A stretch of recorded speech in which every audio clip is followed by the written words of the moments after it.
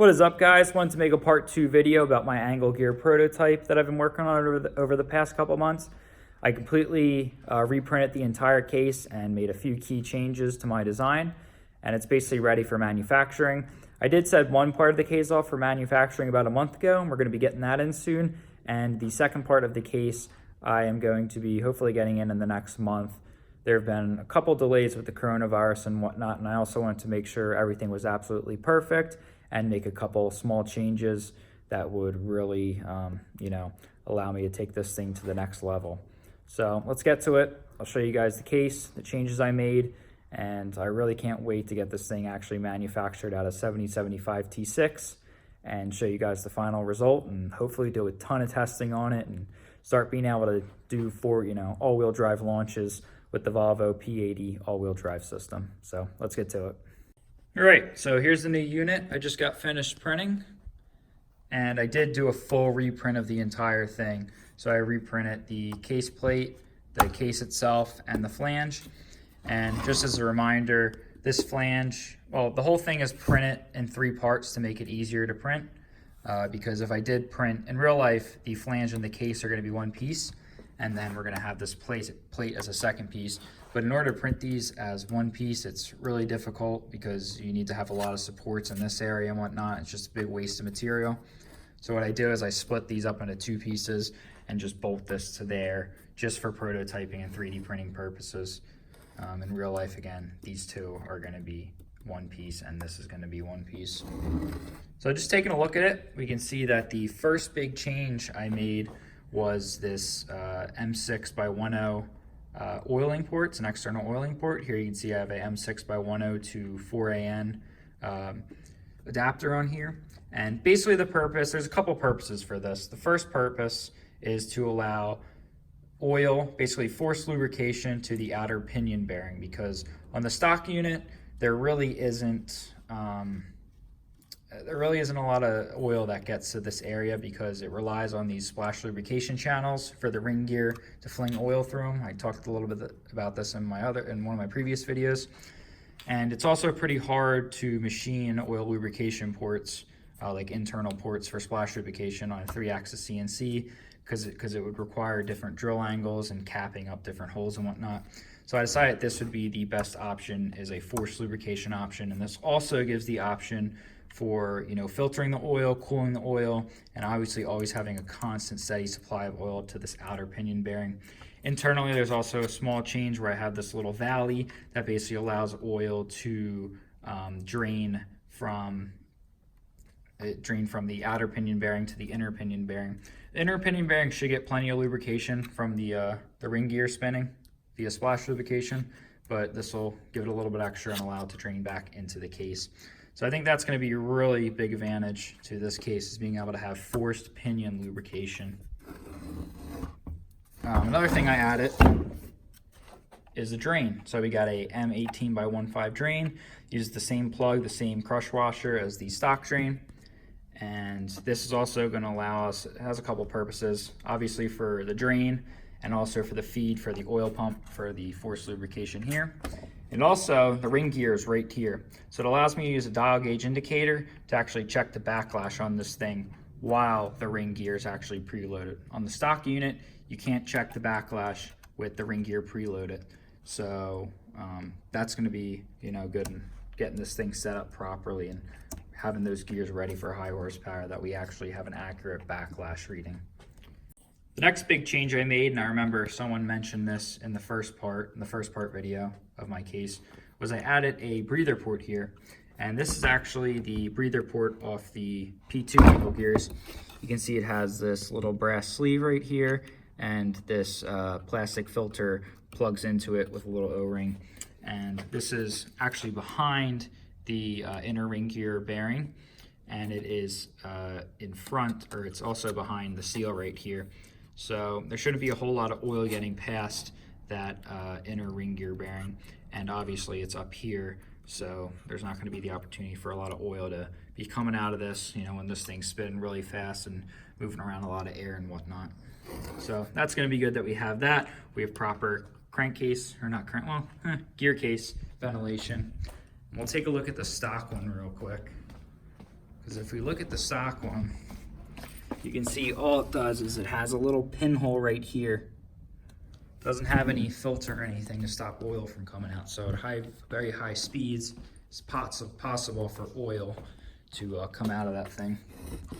No big change I made was I added a hole here in the flange. Now, the reason I did this was because if I can't get a high strength collar sleeve, if I can't make one, or if PDV, it doesn't manufacture them or whatever, I do always have the option to use this method, which is basically similar to welding the sleeve to the angle gear, but a little bit different. So what this hole is going to allow you to do, it's going to allow you to drill 4 holes around the perimeter of the sleeve, and that hole is going to go through the sleeve and also through the ring gear spline right here. And that's going to allow you to install 4 M12 set screws so that it locks this collar sleeve to the actual input. All right, because the big reason these fail is not really from pure torque, it's from hundreds of thousands of miles of forward and backwards backlash. And these sleeves have a lot of backlash in them. And eventually, after these splines wear down, after all that hundreds of thousands of miles of backlash, the whole sleeve eventually ends up stripping, and it usually takes out the ring gear spline with it.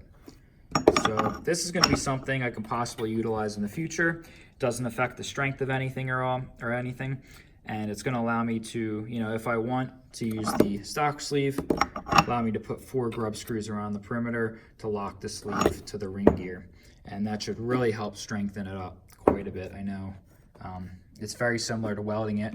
The issue with welding the sleeve to the ring gear is that the ring gear is now stuck in the case and you can't remove it or replace the seal right here. So this is more of a, a way that you can get the same effects of welding it, but still be able to take things apart and whatnot. So yeah, I got the prototype all mocked up to the M58, and it all fits up great.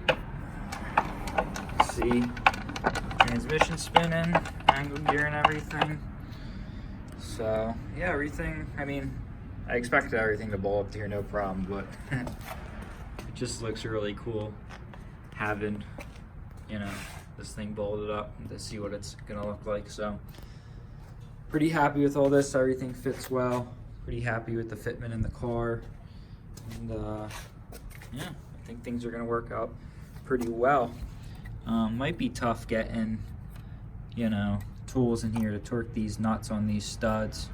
So I'm not sure if that's going to be possible with everything in the car. Maybe we can get like some crow's foot or some box end wrench extensions for my torque wrench or something and make that work and everything, but we'll see how that goes. This flange it needs to be thick like this because there's a lot of force being transferred through this flange and whatnot. Maybe in the future we can look at making like some sort of bracket that'll bolt to the back of the engine that'll take some stress off of this flange, and then we can reduce the thickness of that. But we'll see how this works out at first. Playing around with the prototype, I actually finally got the T-5R on the lift. I pulled out the axle. Let me show you. Pulled out the axle, the turbo drain, pulled the hub off the control arm, and pulled off the downpipe too, because I want to just try locking this up. And you can see I kind of got it in there. Obviously I still got the M56 in here, so we're gonna have this gap here, where the collar goes and everything. But it just clears the oil cooler. You can see it just clears like the turbo.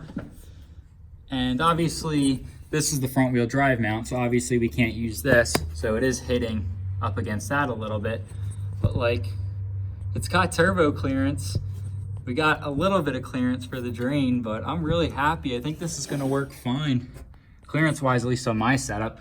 When I build it for the completely stock car, but this turbo is massive and it does sit quite a bit lower. But I'll have to measure the distance from here and try and figure out if it's going to be in this position. Obviously this is never going to be touching this because you got the collar sleeve and it has, well, let's go look at it. The collar sleeve has this little ring in it. So it actually stops here. So I guess it does stop a little bit out. So that's actually good because that means the angle gear is actually going to be more in than it is right now. Because since this protrudes out, and our angle gear has a large space to here, that means I think our angle gear is gonna actually be able to go in a little bit more, because the distance from here to here is definitely more than the distance from here to here. So that's good. That means we're probably gonna have even more clearance on the oil cooler side of things. And obviously, I mean, this could go in farther, but it's hitting this mount. So we're gonna have to create our own mount here. We need to anyway, because we're gonna be using the whole front wheel drive rack and front wheel drive subframe. Whereas, you know, the all wheel drive subframe, it has a mount here. So we're gonna change that up, but yes, it's looking pretty good. I don't think we're gonna have any problems. And it looks like, I mean, we have a decent amount of room to run a downpipe. There's a little piece here you can actually cut off the body. It's tack welded on. And we'll have all this room to run a downpipe. So I think we're gonna be in pretty good shape. And then obviously we gotta remove the front wheel drive heat shield here, because this actually extends way up here, because you can see the prop shaft's not gonna be able to get through. So I think we're looking pretty good on this angle gear. Everything seems to clear, or it seems like it's gonna clear. So I threw my front wheel drive downpipe on. Just about got it lined up. But you can see it fits through this area, but the prop shaft definitely isn't gonna clear here, this area. But I mean, look, there's a whole bunch of room up here that's making it look deceiving. So I think actually if we remove this and we snake the downpipe through here, through this area, this is about probably 2.5 inch. This is quite thick. If we remove that, we can definitely sneak a 3.5 inch downpipe through here and then come in like low down here. And then the prop shaft, again, this is deceiving because there's a whole bunch of room. See all that room up there? There's a whole bunch of room up here that this heat shield isn't showing because it's hanging down real low. It's a different heat shield than the all-wheel drive one over there. So I think this is going to be possible. I think we can fit a 3.5 inch exhaust if we come through here, and that'll free up all this area for the prop shaft, and then just keep it nice and low. This exhaust is already pretty low. So if we keep it nice and low through here, I think we're going to have room for the prop shaft, and I think we're going to be able to make everything work. I'm going to have to create a whole new exhaust anyway, but this is just giving me a good idea of, you know, what I'm going to have to do, and I think it's going to be pretty possible.